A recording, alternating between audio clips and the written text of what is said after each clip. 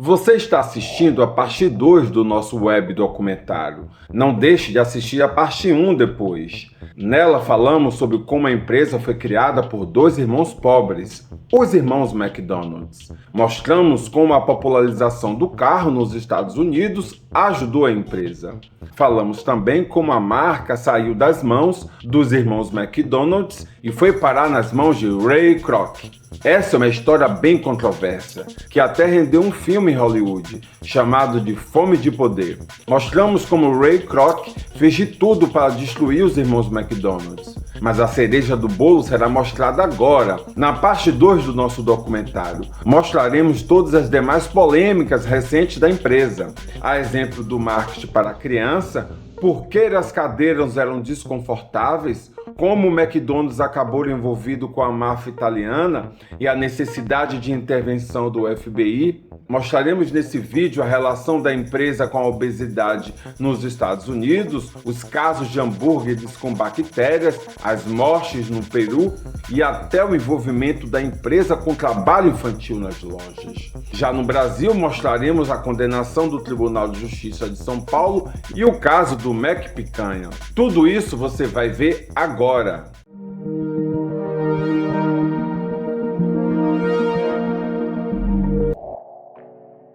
Em 1961, a equipe de marketing do McDonald's começou a criar ideias para realizar propagandas. Um franqueado começou a usar publicidade na TV para atrair crianças para sua loja. A propaganda era em um programa infantil local, chamado Bozo Circo. O personagem Bozo fez um excelente trabalho para promover o McDonald's, que logo estava inundado de crianças. O programa de TV acabou sendo cancelado, mas percebendo o quão bem-sucedido foi atingir as crianças, o McDonald's criou um mascote chamado Ronald McDonald e fizeram dele um elemento fundamental de todas as suas propagandas. O McDonald's mais tarde dobraria ainda mais essa estratégia, introduzindo no McLanche Feliz um brinquedo e assim ajudou a atrair novas crianças para os restaurantes. Anos depois, muitos questionaram a ética de atingir tão agressivamente as crianças com seus fast foods. E novas inovações chegaram, como o Big Mac e o drive-thru. O McDonald's começou a chamar a atenção nacional. Em 1965, o próximo passo de Ray foi abrir o capital do McDonald's no mercado de ações, algo que nenhuma outra empresa de fast food havia feito. Poucas semanas depois de abrir o capital, Ray se tornou um multimilionário, assim como Harry, seu sócio. Mas a concorrência não dava trégua. Em 1967, o Burger King abriu mais de 100 restaurantes. E no ano seguinte, o Burger King estava a apenas 100 restaurantes de ultrapassar o McDonald's. Vendo que sua marca poderia perder seu lugar para o Burger King no topo da indústria de fast food, Ray retornou à expansão da empresa imediatamente. Foi nesse período que as tensões entre Ray e Harry começaram. Eles tinham perspectivas diferentes. Enquanto Ray queria continuar crescendo rapidamente, à custa de qualquer coisa, Harry acreditava que o crescimento deveria ser mais longo e calculado. Harry era tecnicamente o CEO da empresa. Já Ray era o presidente e possuía a maioria das ações da empresa. Após o desentendimento, Harry saiu da empresa e Ray assumiu o cargo de CEO. Mas a vida pregou outra peça em Ray.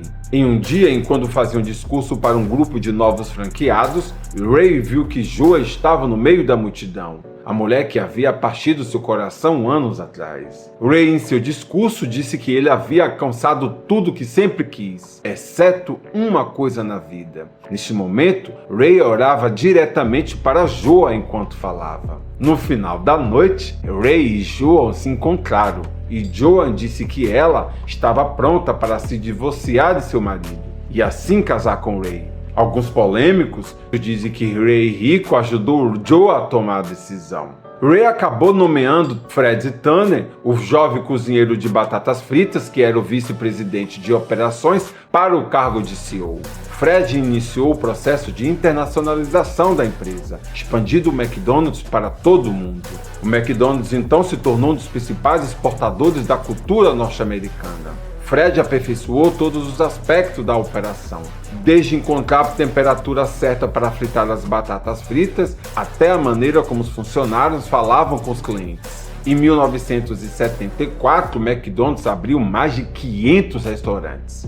Mas o concorrente Burger King estava logo atrás. Uma das estratégias do McDonald's era possuir cadeiras desconfortáveis. Isso mesmo, não era confortável comer no McDonald's de Ray Kroc. Com isso, havia mais rotatividade de clientes e, consequentemente, mais lucro. Apesar do extremo sucesso, a empresa sempre se viu envolvida em muitas polêmicas.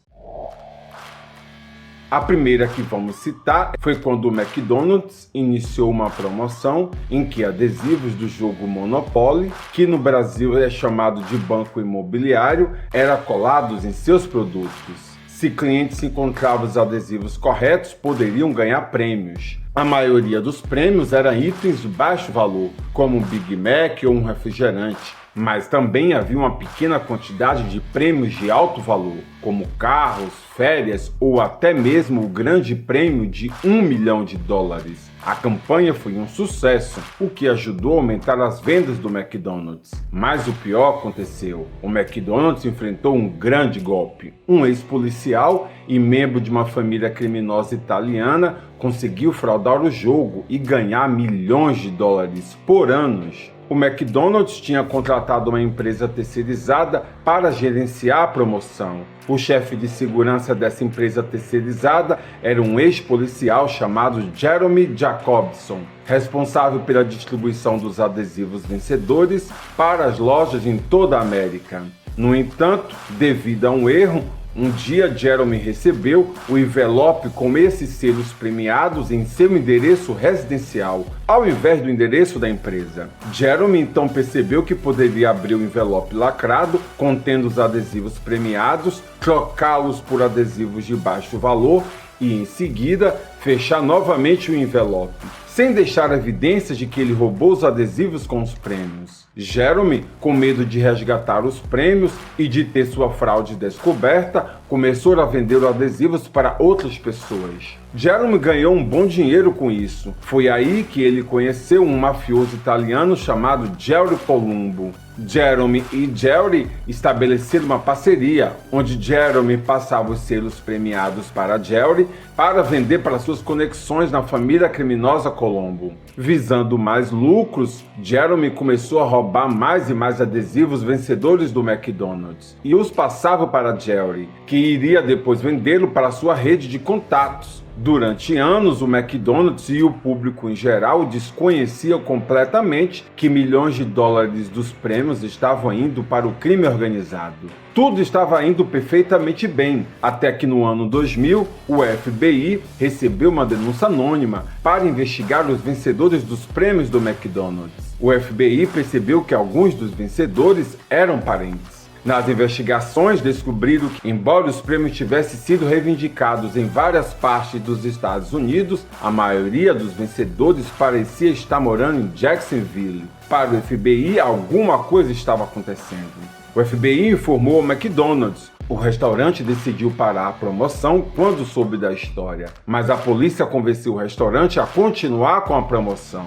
Quando um jovem chamado Mike Hoover se declarou vencedor do prêmio de $1 milhão, o FBI o abordou fingindo ser de uma equipe de TV e fez algumas perguntas. Uma delas foi em qual loja ele havia comprado e ganhado o prêmio. Óbvio que ele não sabia em qual loja havia comprado o sanduíche, pois havia comprado o adesivo premiado de Jeremy. Logo depois que os agentes secretos saíram, Michael fez um telefonema mencionando o nome de Jeremy e disse como ele conseguiu o adesivo, se gabando de como sua fraude funcionava. Mas o FBI o tinha grampeado e estava ouvindo tudo que ele estava conversando por telefone.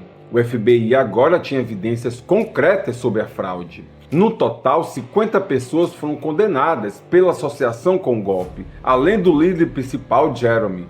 Jeremy executou seu golpe de 1988 a 2001, quando foi pego pelo FBI. O McDonald's já havia pago 24 milhões para vencedores ilegítimos. O restaurante então doou cerca de 25 milhões para clientes, para tentar compensar a situação. No total, os golpistas custaram ao McDonald's mais de 65 milhões de dólares. Mas os escândalos não param por aí.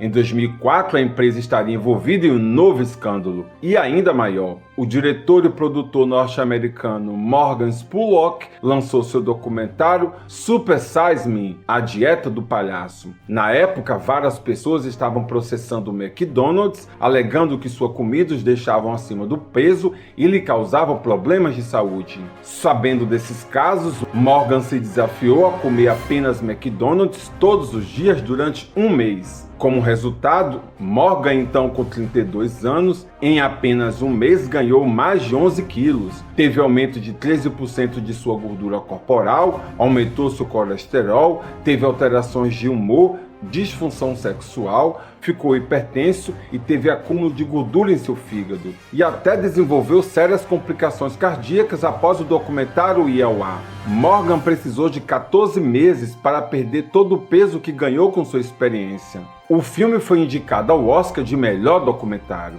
Hoje, é consenso de que comer fast foods é prejudicial para a saúde. Isso por conta do excesso de açúcar, sódio, gorduras saturadas, conservantes e outros químicos. Por isso, a maioria dos profissionais de saúde concorda que é melhor evitar fast foods. A imagem do McDonald's nunca mais foi a mesma após o lançamento do documentário. O McDonald's chegou a remover a opção grande do seu menu nos Estados Unidos e até começou uma campanha que promoveu opções mais saudáveis e exercícios físicos. O McDonald's alegou que essa sua decisão não foi influenciada pelo documentário. É interessante olhar para os dados. Na década de 1960, quando o McDonald's tinha apenas 228 restaurantes, a taxa de obesidade dos americanos era de apenas 13%, enquanto hoje, cerca de 65% da população norte-americana apresenta excesso de peso e 40% está obesa. Dessa forma, hoje os americanos estão 3 vezes mais obesos do que nos anos 60. E muitos correlacionam esse aumento da obesidade à proliferação das cadeias de fast food como o McDonald's. Por outro lado, os consumidores acabam escolhendo o que comem. Não são obrigados a comer fast food, mas os escândalos não param por aí. Em uma das polêmicas, uma investigação secreta encontrou bactérias fecais no gelo do McDonald's no Reino Unido. Uma bactéria que é encontrada em fezes humanas e de animais foi descoberta em 3 amostras de gelo de 10 lojas visitadas no McDonald's na Inglaterra. Os resultados foram exibidos no programa de TV da BBC de Londres. A empresa pediu desculpas pelo ocorrido, mas alegou que não estava comprovado que havia fezes em seu gelo. Outro caso polêmico foi a morte de 2 empregados do McDonald's que revoltou no Peru. Os trabalhadores morreram eletrocutados durante as tarefas de limpeza da loja. Testemunhas alegaram que a empresa impediu o acesso dos bombeiros e teria atrasado na entrega das gravações das câmeras de segurança da loja. O advogado de uma das vítimas denunciou que o McDonald's pediu a outros empregados que modificassem sua versão do que ocorreu. A empresa chegou a fechar todos os seus restaurantes por 2 dias depois do ocorrido, como uma forma de amenizar o que aconteceu. Mas os escândalos não param por aí. Já nos Estados Unidos, mais de 300 crianças e adolescentes, incluindo 2 crianças de apenas 10 anos, foram encontradas trabalhando ilegalmente em restaurantes do McDonald's em 4 estados norte-americanos. A denúncia foi feita pela rede de TV norte-americana NBC News. De acordo com a reportagem, as crianças e adolescentes executavam várias funções, incluindo operar fritadeiras, atividade proibida para menores de 16 anos no país. Entre os menores, 2 crianças de 10 anos trabalhavam sem remuneração até as 2 da manhã em um McDonald's de Louisville. Elas cozinhavam, limpavam a loja e atendiam os clientes. O McDonald's classificou a situação como inaceitável e profundamente preocupante e reafirmou o compromisso em garantir a segurança de todos nos seus restaurantes. Ela disse ainda que as 2 crianças que trabalhavam até as 2 da manhã eram filhos de um funcionário que trabalhava no turno da noite e que não foram autorizadas a trabalhar no restaurante. Já no Brasil, o Tribunal de Justiça de São Paulo manteve em segunda instância a sentença que reconheceu a abusividade e a ilegalidade do show do Ronald McDonald, realizado pela rede de fast foods em escolas e creches de educação infantil. Os desembargadores concluíram, por unanimidade, que a ação promovida pela empresa configurava estratégia de publicidade infantil, ou seja, que a campanha não era uma atividade meramente educativa, como alegava o McDonald's. Ainda no Brasil, e desta vez mais recente, a casquinha do McDonald's deixou de ser chamada de sorvete para pagar menos impostos. Agora o restaurante diz que vende sobremesa à base de bebida láctea e não sorvete. Essa mudança tem uma única razão: pagar menos impostos. Isso porque as sobremesas à base de bebida láctea têm uma carga tributária de 11,78. Por outro lado, o sorvete possui uma carga tributária total de 38,97%. Conforme os advogados ouvidos sobre o caso,